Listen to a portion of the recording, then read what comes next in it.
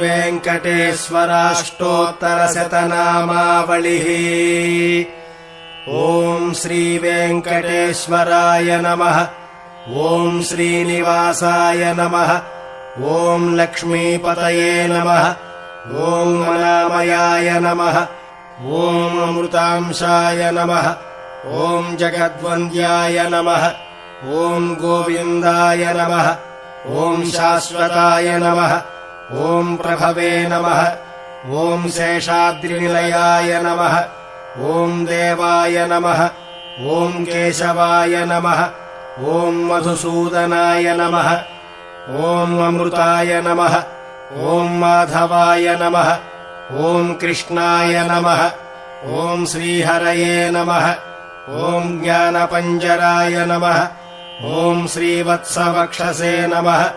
ॐ सर्वेशाय नमः।